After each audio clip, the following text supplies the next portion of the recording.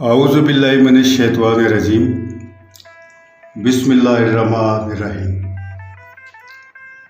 ناظرین، اس وقت ہم موجود ہیں تحصیل گجرخان کے معروف گاؤں موڑا چھینا میں۔ ہمارے سامنے اس وقت راجہ فرمان علی خان مرحوم کی پرسکون حویلی موجود ہے، جو اس وقت بھی شکستہ حالت میں بھی اپنے عظمت رفتہ کی گواہی دے رہی ہے۔ راجہ فرمان علی صاحب اپنے دور میں 2 مرتبہ MLA منتخب ہو چکے ہیں۔ واضح رہے کہ اس دور میں MLA کے بجائے MLA ہوا کرتے تھے، یعنی ممبر آف لیجسلیٹو اسمبلی۔ انگریز دور میں MLA کا حلقہ انتخاب بہت وسیع ہوا کرتا تھا، اور اتنے وسیع حلقے سے منتخب ہونا کوئی معمولی بات نہیں ہوتی تھی۔ شہروں کی موجودہ حد بندی کے لحاظ سے اس دور میں اٹک سے سرائے عالمگیر تک کا حلقہ انتخاب ہوا کرتا تھا۔ اس کے بعد بطور MLC، جو کہ پورے پنجاب سے صرف 4 ممبران ہوتے تھے، MLC member of legislative council. اور راجہ صاحب کا دوسرا دور اقتدار MLC کی حیثیت سے تھا، جو کہ متحدہ پنجاب، جو کہ بھارت اور پاکستان کا مشترکہ پنجاب تھا، اس میں سے بطور MLC منتخب ہوئے تھے، ممبر آف لیجسلیٹو کونسل۔ یہ اس دور میں صرف پورے پنجاب سے 4 لوگ تھے۔ ناظرین، کتنے فخر کی بات ہے کہ ان 4 MLCs میں سے ایک کا تعلق ہمارے علاقے سے تھا، جو کہ پورے متحدہ پنجاب کی نمائندگی کر رہے تھے۔ راجہ صاحب نے بطور MLC یہ اعزاز حاصل کیا اور پورے ہندوستان میں شہرت پائی۔ پہلے ٹینیور میں، جو کہ 1936 میں 6 سال کی مدت کے لیے راجہ صاحب منتخب ہوئے، پھر 1943 سے 1947 تک وہ بطور MLC منتخب ہوئے۔ ناظرین، راجہ صاحب نے اپنے دور اقتدار میں یوں تو بہت سے ترقیاتی کام کیے، لیکن 2 کاموں کا ذکر کرنا میں یہاں ضروری سمجھتا ہوں۔ ایک تو جب انگریز وائسرائے نے زرعی اصلاحات نافذ کرنے کے لیے کاشتکاروں پر زرعی ٹیکس لگانے کے لیے تمام لیجسلیٹو ممبران سے تجاویز طلب کی۔ اس ضمن میں وائسرائے نے سب کو دلی میں اپنے آفس میں بلوایا، سب نے اپنی اپنی تجاویز دی، لیکن جب راجہ صاحب کی باری آئی تو راجہ صاحب نے ایک پوٹلی سے باجرے کی موٹی سی سخت روٹی اور کھٹی لسی نکال کر وائسرائے صاحب کی ٹیبل پر رکھ دی۔ وائسرائے صاحب نے پوچھا کہ یہ کیا ہے؟ راجہ صاحب نے ان سے کہا کہ سر، کھا کر دیکھیں۔ وائسرائے نے جب روٹی توڑنے کی کوشش کی تو روٹی نہ ٹوٹی۔ چھوٹا سا ٹکڑا انہوں نے بمشکل توڑ کر اپنے منہ میں ڈالا تو چبایا نہ گیا۔ لسی کو دودھ سمجھ کر انہوں نے ایک گھونٹ پیا تو وہ کھٹی تھی۔ انہوں نے راجہ صاحب سے کہا کہ مسٹر راجہ، یہ کیا جوک ہے؟ راجہ صاحب نے انتہائی متانت سے کہا، سر، ہمارے کسانوں کا یہی کھانا ہے، وہ یہی کھانا کھا کر محنت کرتے ہیں اور اناج پیدا کرتے ہیں۔ اب اگر ہم ان پر زرعی ٹیکس لگائیں گے تو آپ کے خیال میں وہ کیا کھانا کھا پائیں گے؟ وائسرائے ان کی اس بات کی گہرائی کو سمجھ گیا۔ اس نے وہاں بیٹھے بیٹھے زرعی ٹیکس کا ارادہ ملتوی کر دیا اور آئندہ کبھی بھی زرعی ٹیکس نہ لگانے کا قانون بنایا۔ ناظرین، انگریز کا بنایا ہوا یہ قانون اس وقت بھی رائج ہے اور اس کے پیچھے راجہ فرمان علی خان صاحب کا ہاتھ ہے۔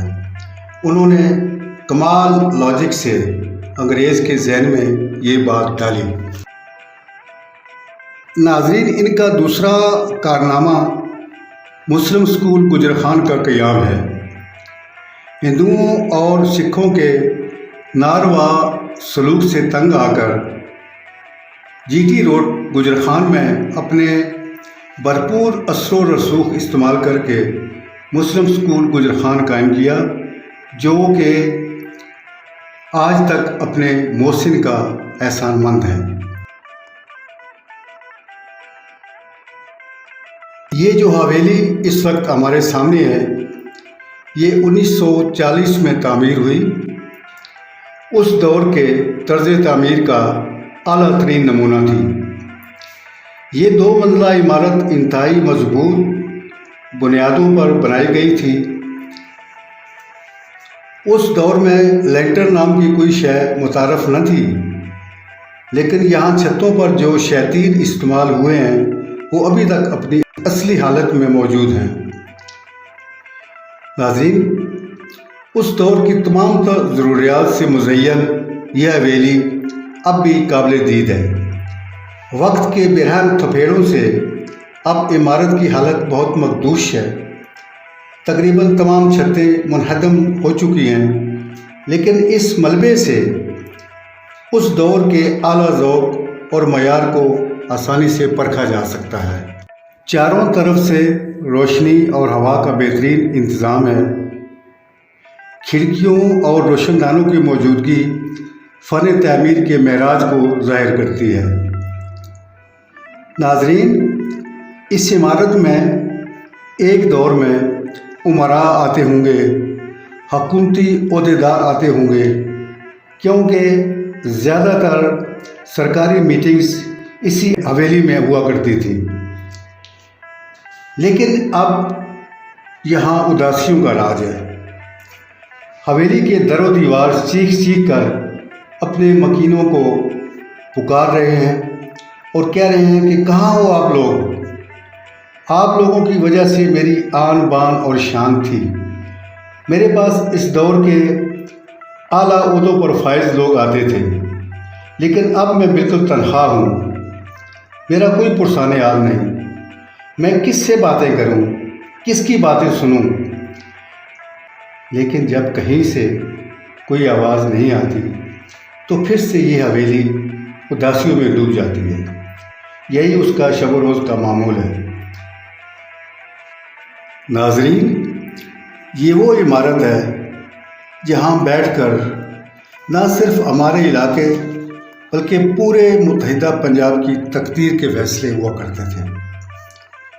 عمارت میں جو کمرے بنے ہیں ان میں داخل ہوتے وقت اب بھی ایک احساس ہوتا ہے کہ شاید کسی کمرے سے اس وقت کا کوئی مکین ہمارے سامنے آئے گا اور ہمیں اپنی نشست گاہ میں بٹھائے گا۔ مکینوں کی ارواح ہمارے عقیدہ کے مطابق اب بھی اپنے اپنے گھروں میں آتی ہیں۔ جب وہ یہاں آتی ہوں گی تو اپنی سابقہ شان و شوکت دیکھ کر اپنی یادیں تازہ کرتی ہوں۔ ایک وقت اس حویلی میں خوشیاں ہی خوشیاں تھیں۔ ہر وقت ایک میلے کا سا سما ہوتا ہوگا۔ بچوں کی کلکاریاں، خواتین کی سرگوشیاں، مہمانوں کا جمع غفیر ہوتا ہوگا، لیکن اب ہر طرف ہو کا عالم ہے۔ ماحول کی یہ اداسی ہمارے لیے مقام عبرت ہے۔ یہ دنیا ایک سرائے ہے جہاں ہر کوئی کچھ دیر ٹھہر کر سستاتا ہے، پھر اپنی اگلی منزل کی طرف روانہ ہو جاتا ہے۔ شیکسپیئر کا قول ہے کہ یہ دنیا ایک اسٹیج کی مانند ہے اور ہم سب اداکار ہیں جو اپنا اپنا رول پلے کر اسٹیج سے نیچے اتر جاتے ہیں۔ ناظرین، آئیے ہم سب مل کر ان لوگوں کو خراج تحسین پیش کریں جنہوں نے ہمارے علاقے کا نام پورے متحدہ ہندوستان میں روشن کیا اور ہماری پہچان بنے۔ کتنے عظیم تھے وہ لوگ، ہم ان کی عظمت کو سلام پیش کرتے ہیں۔ دعا ہے کہ خداوند متعال ان کو کروڑ کروڑ جنت الفردوس میں جگہ دے اور ان کی مغفرت کرے۔ ناظرین، ہماری خوش بختی ہے کہ راجہ صاحب کی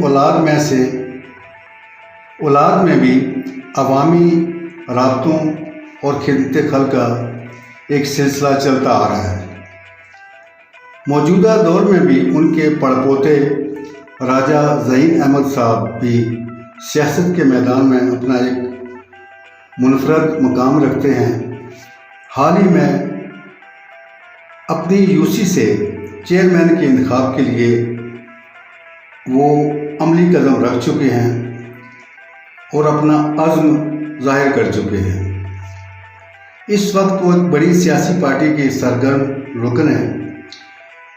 دعا ہے کہ رب کریم انہیں اپنے آباء و اجداد کے نقش قدم پر چلنے کی توفیق دے اور وہ اپنے جد امجد کے نام کو اور زیادہ چاند لگائیں، آمین۔ ناظرین، اس دستاویزی فلم کی تیاری میں ہمارے ساتھ الحاج ایوب راجہ صاحب نے تعاون کیا، ہم ان کے انتہائی مشکور ہیں۔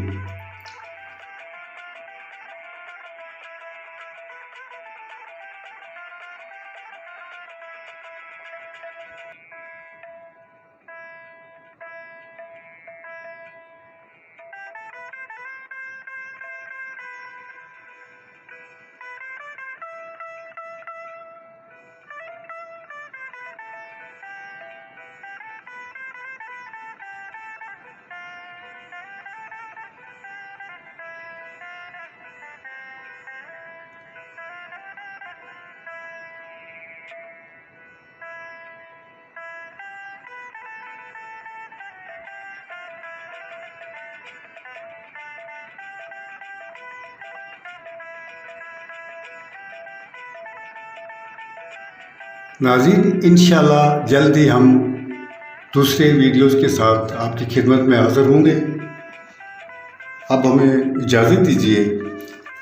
تحریر و پیشکش راجہ طارق نجمی آف چک راجگان۔